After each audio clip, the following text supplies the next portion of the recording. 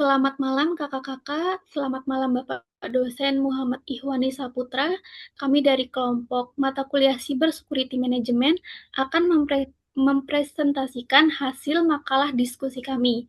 Kami yang beranggotakan saya, Juwita Devi Farantika, Devan Ginari Sunarno, Kirana Salsabila, dan Salestina Aurila Putri Hapsari. Langsung saja ke materi analisis cybersecurity. Next, Kak.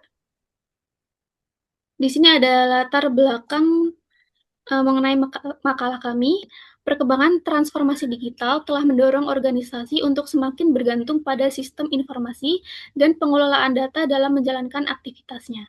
Di tengah meningkatnya ancaman siber seperti ransomware, phishing sampai kebocoran data, keamanan siber menjadi kebutuhan yang sangat penting untuk melindungi kerahasiaan perusahaan. Sehingga organisasi perlu menerapkan cyber security management melalui pengelolaan risiko, kebijakan keamanan, dan tata kelola yang efektif. Didukung berbagai teknologi, keamanan siber berperan penting dalam menjaga aset informasi, mendukung keberlangsungan operasional, memenuhi regulasi, serta mempertahankan kepercayaan para pemangku kepentingan. Next, rumusan masalah. Di sini kami akan membahas apa yang dimaksud dengan cyber security, bagaimana perkembangan tren ancaman, apa saja konsep, elemen, dan aspek penting, bagaimana konsep dan penerapan security risk, security policy, dan lain-lain, bagaimana konsep information classification dan privasi, apa saja ragam ancaman dan serangan siber yang umum terjadi, serta bagaimana teknologi keamanan data termasuk pemanfaatan AI diterapkan untuk menjaga informasi organisasi. Next. Dari rumusan masalah tersebut, kami akan menjelaskan apa yang dimaksud dengan cyber security sampai dengan menjelaskan penerapan teknologi keamanan dalam mendukung keamanan informasi dan pengelolaan keamanan siber modern. Setelah ini, untuk isi materi akan dilanjutkan oleh Kak Salestina. Baik, terima kasih Kak Devi. Eh, Baik, saya Celestina akan melanjutkan presentasi pada kesempatan hari ini, yaitu mengenai analisis cyber security management. Sebelumnya, pada bab pendahuluan telah disampaikan ada 7 rumusan masalah yang akan coba saya bahas satu persatu dan nanti akan dilanjutkan juga oleh Kak Devan. Untuk yang pertama, pengertian cyber security dan perannya dalam melindungi aset informasi organisasi. Pengertian dari cyber security atau sering disebut dengan keamanan cyber itu adalah serangkaian teknologi, proses, kebijakan, dan praktik yang digunakan untuk melindungi sistem komputer, jaringan, perangkat, aplikasi, serta data dari berbagai ancaman dan serangan cyber. Tujuan utamanya sendiri itu untuk menjaga kerahasiaan, integritas, dan ketersediaan. Lalu yang dimaksud kerahasiaan itu sehingga data nantinya hanya dapat diakses oleh pihak yang berwenang. Kemudian terkait integritas data, informasi itu tidak diubah, dirusak atau dimanipulasi tanpa izin. Kemudian untuk ketersediaan sistem dan data itu tujuannya supaya layanan organisasi tetap dapat berjalan dengan baik meskipun menghadapi ancaman atau gangguan. Eh, Kemudian, untuk penerapan cyber security ini sendiri membantu organisasi meminimalkan resiko kerugian finansial, menjaga reputasi perusahaan informasi, serta meningkatkan kepercayaan pelanggan dan pemangku kepentingan.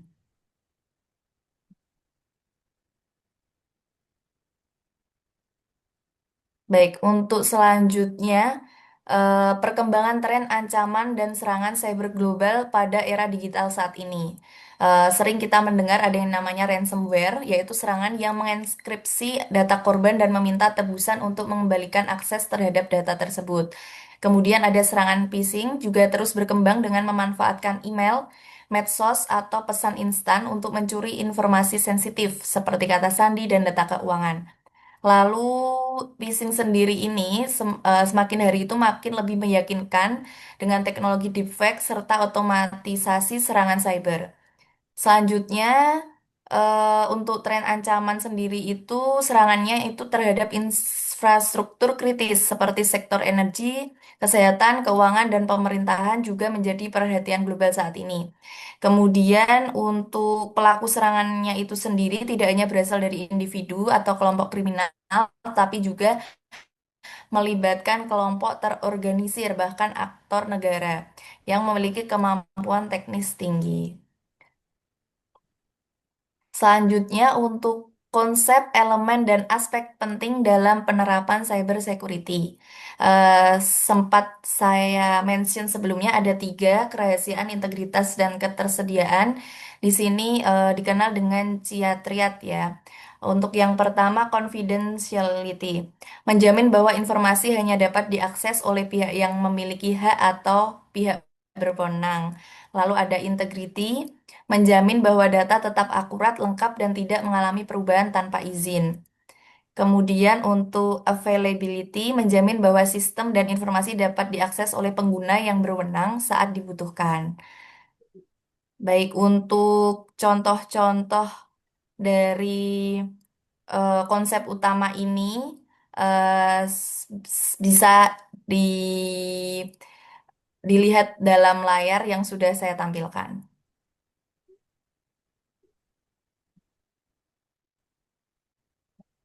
Oke, untuk selanjutnya elemen penting dalam cyber security. Untuk elemen utamanya itu ada tiga, people, proses, dan teknologi. Manusia, proses, dan teknologi. Oke, selanjutnya untuk aspek penting ada keamanan jaringan, melindungi jaringan komputer dari akses tidak sah, serangan, dan gangguan operasional. Lalu ada keamanan aplikasi, menjamin bahwa aplikasi yang digunakan organisasi aman dari kerentanan dan serangan cyber. Lalu ada keamanan data, melindungi data selama proses penyimpanan, penggunaan maupun transmisi agar tidak dicuri atau disalahgunakan. Selanjutnya ada manajemen resiko, mengidentifikasi, menganalisis, dan mengendalikan resiko keamanan yang dapat mengancam aset informasi organisasi.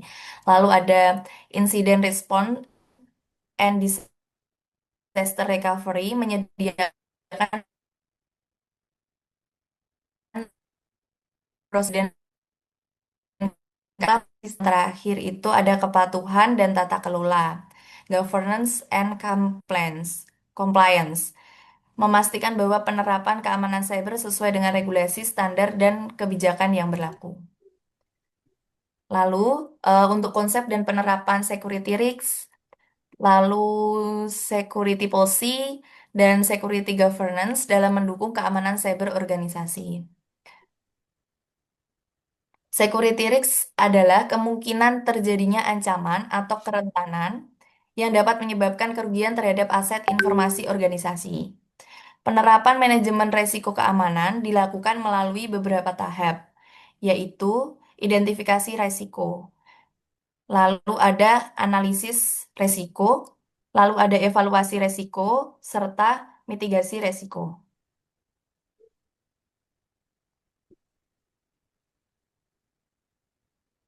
Untuk identifikasi resiko itu mengenali aset penting, ancaman, dan kerentanan. Setelah itu, kita lakukan analisis untuk menilai tingkat kemungkinan dan dampak yang dapat ditimbulkan. Lalu kita lakukan evaluasi untuk menentukan prioritas penanganan berdasarkan tingkat resiko. Lalu selanjutnya kita lakukan mitigasi resiko untuk menerapkan kontrol keamanan untuk mengurangi kemungkinan maupun dampak resiko. Dan terakhir, memonitoring resiko, yaitu melakukan pengawasan dan evaluasi secara berkala terhadap resiko yang ada. Nah, untuk security policy sendiri adalah seperangkat aturan, prosedur, pedoman yang mengatur penggunaan serta perlindungan aset informasi dalam organisasi.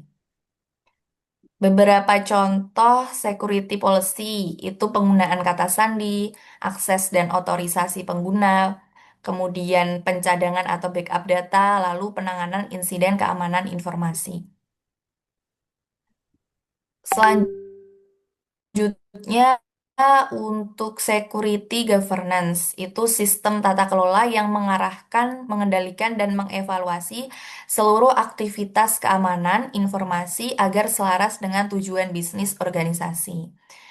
Nah, di sini untuk penerapannya sendiri meliputi penetapan visi, misi, dan strategi keamanan informasi, pembagian peran dan tanggung jawab keamanan dalam organisasi, penyusunan kebijakan dan standar keamanan, pengawasan kepatuhan terhadap regulasi dan standar keamanan, serta evaluasi serta audit keamanan secara berkala. Baik, untuk rumusan masalah 1 sampai dengan 4 sudah saya bahas pada kesempatan kita pada hari ini. Untuk selanjutnya,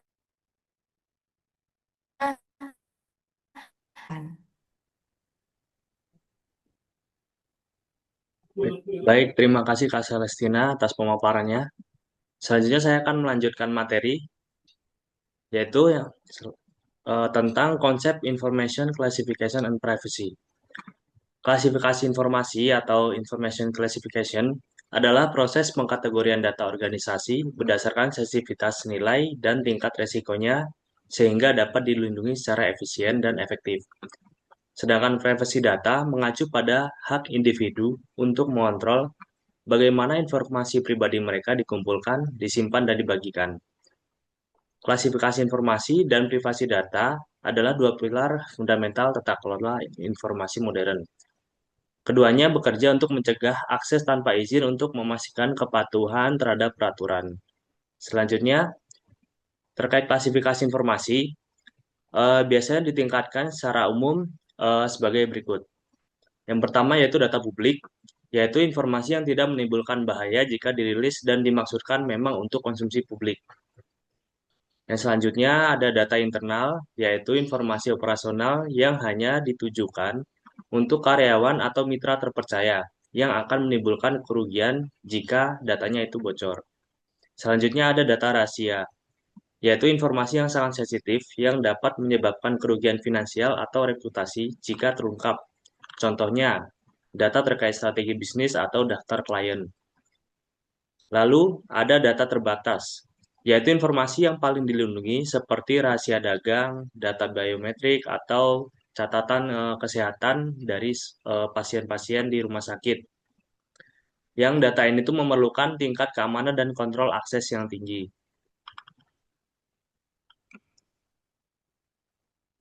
Next. Nah, untuk privasi data, secara etimologis menurut Altman, privasi adalah proses pengontrolan yang selektif terhadap akses kepada diri sendiri dan akses kepada orang lain. Ada juga menurut Rappaport yaitu kemampuan untuk mengontrol interaksi, kemampuan untuk memperoleh pilihan-pilihan, dan kemampuan untuk mencapai interaksi yang diinginkan. Privasi sendiri bisa dipandu sesuai prinsip-prinsip utama sebagai berikut. Yang pertama yaitu persetujuan dan transparansi. Pengguna harus diberi informasi yang jelas tanpa data apa yang dikumpulkan dan mengapa. Jadi pengguna bisa secara selektif memilih informasi yang akan dibagikan. Selanjutnya, meminimalisasi data, yaitu hanya mengumpulkan data yang benar-benar diperlukan untuk tujuan tertentu. Selanjutnya ada pembatasan tujuan. Data tersebut tidak dapat digunakan kembali atau dijual untuk alasan di luar apa yang awalnya disetujui pengguna. Jadi hanya spesifik untuk tujuan awal saat perjanjian atau privacy policy tersebut dibuat atau disetujui. Selanjutnya hak pengguna, yaitu setiap individu harus memiliki kemampuan untuk mengakses, memperbaiki, atau menghapus data pribadi mereka. Selanjutnya, yaitu terkait ragam ancaman cyber. Ancaman cyber, seperti yang telah disebutkan Saudara Celestina sebelumnya, ada phishing, malware, ransomware, dan sekarang saya tambahin kebocoran data dan ancaman cyber lainnya. Next, phishing yang telah disebutkan sebelumnya itu metode penipuan yang digunakan oleh peretas untuk memperoleh informasi sensitif seperti kata sandi atau password, nomor kartu kredit, atau data pribadi lainnya yang dengan cara menyamar sebagai entitas terpercaya. Jadi dia bersifatnya mengelabui. Selanjutnya ada malware dan ransomware. Malware sendiri itu perangkat lunak yang berbahaya dirancang untuk merusak atau mencuri data dari sistem komputer. Salah satu bentuk dari malware yaitu ransomware yang memang sangat umum sekali terjadi di era digital sekarang ini ya. Cara penyebarannya dari malware itu biasanya si peretas itu melampirkan email dari sumber yang tidak dikenal untuk mengunjungi situs web berbahaya yang udah disusupi malware. Atau bisa juga menggunakan perangkat USB atau media eksternal yang sudah terinfeksi. Lalu untuk langkah pencegahannya bisa dengan teratur memperbaharui sistem operasi dan perangkat lunak yang tersedia, terutama perangkat lunak keamanan. Lalu hindari juga mengunduh dan menjalankan file dari sumber yang tidak terpercaya. Dan juga bisa dengan melakukan backup dengan rutin untuk mencegah kehilangan data akibat ransomware. Selanjutnya, ada juga kebocoran data.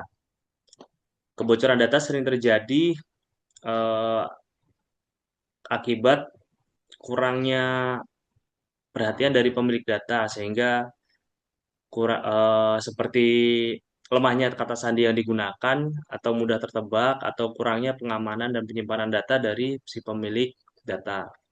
Lalu langkah-langkah mitigasi yang dapat dilakukan yaitu menggunakan kata sandi yang kuat untuk setiap akun, terapkan enkripsi pada data sensitif, dan batasi akses ke informasi penting hanya kepada pihak yang berwenang. Selanjutnya yaitu ada ancaman cyber lainnya. Ancaman cyber lainnya diantaranya ada denial of service and distribute denial of service, yaitu serangan yang bertujuan membanjiri server atau jaringan dengan lalu lintas data berlebih sehingga menghambat layanan. Lalu selanjutnya ada man in the middle. Man in the middle attack yaitu serangan di mana peretas menyusup ke dalam komunikasi antara dua pihak untuk mencuri atau memodifikasi informasi yang sedang eh, berlalu di antara kedua belah pihak tersebut. Selanjutnya ada insider threats, yaitu ancaman yang berasal dari dalam organisasi, seperti pegawai yang tidak bertanggung jawab untuk membocorkan data penting ke pihak luar yang bisa membahayakan jika data tersebut sampai bocor. Lalu materi selanjutnya yaitu tentang konsep dan penerapan teknologi keamanan data. Keamanan data dan informasi adalah serangkaian langkah kebijakan dan teknologi yang dirancang untuk melindungi data serta sistem informasi dari akses tidak sah, manipulasi, atau kehilangan. Konsep keamanan data sendiri berfokus pada pelindungan terhadap data digital, misalnya dokumen, basis data, atau rekaman transaksi. Keamanan informasi mencakup seluruh bentuk informasi baik yang berbentuk digital maupun fisik. Dengan kata lain, keamanan data dan informasi berkaitan dengan pelindungan menyeluruh terhadap semua aset informasi agar tetap aman dan dari ancaman eksternal maupun internal. Seperti telah disebutkan sebelumnya, prinsip utama dari keamanan data dikenal dengan CIA Triad, yaitu Confidentiality, Integrity, dan Availability. Namun pada Kementerian Keuangan terdapat satu prinsip lagi yaitu aspek accountability, yaitu tanggung jawab, di mana setiap akses perubahan atau distribusi data harus terdapat dilacak. Oke, selanjutnya elemen pelengkap keamanan data. Untuk mendukung keamanan data tersebut, perlu adanya elemen-elemen yang dapat memastikan keamanan data berjalan dengan baik. Di antaranya yaitu authentication, yaitu memverifikasi identitas pengguna yang mencoba masuk sistem. Misalnya menggunakan kata sandi atau multi-factor authentication yang sudah diterapkan di beberapa kementerian belakangan ini. Lalu ada kontrol akses, membatasi tindakan atau bagian data apa saja yang bisa dilihat atau diedit oleh pengguna tertentu berdasarkan peran di dalam suatu organisasi. Lalu selanjutnya ada non-repudiasi atau nirlakestaan, yaitu bukti elektronik yang memastikan bahwa pengirim dan penerima data tidak dapat menyangkal dari sebuah pengiriman atau penerimaan data. Selanjutnya, metode dan teknologi pengamanan. Teknologi yang umum diterapkan di Indonesia itu biasanya ada enkripsi data, yaitu mengubah data ke dalam bentuk kode acak yang biasanya hanya bisa dibaca dengan kunci dekripsi khusus. Lalu ada pencegah kehilangan data. Teknologi ini dapat mendeteksi dan mencegah pelanggaran data yang tidak disengaja maupun disengaja. Selanjutnya ada pencadangan data. Pencadangan data ini dapat membuat salinan data secara berkala untuk mengantisipasi kerusakan, serangan ransomware, atau kehilangan data. Selanjutnya, terkait penerapan keamanan data di Indonesia sendiri, khususnya terkait artificial intelligence, biasanya sangat ditekankan. Hal ini terbukti dengan munculnya sebuah regulasi yaitu Undang-Undang Perlindungan Data dan juga tentang standarisasi global seperti ISO atau ISO. Selanjutnya, nah penerapan ini contoh-contohnya sebagai berikut ini ya, di Indonesia udah mulai diterapkan di berbagai sektor. Yang pertama sektor e-commerce dan bisnis. Di sebuah studi kasus menunjukkan bahwa penerapan kombinasi firewall, enkripsi data, dan intrusion detection system secara signifikan mampu melindungi integritas data pelanggan dan menangkis serangan cyber.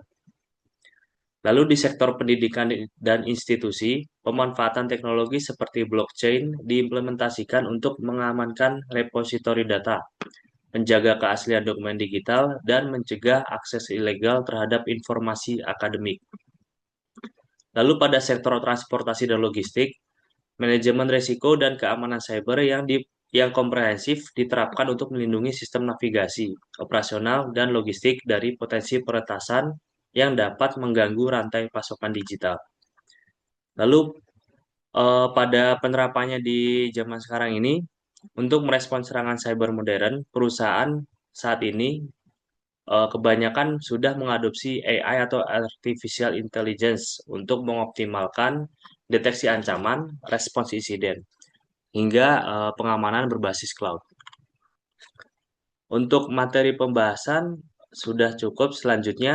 Bab selanjutnya akan diteruskan oleh Saudara Kirana. Silakan.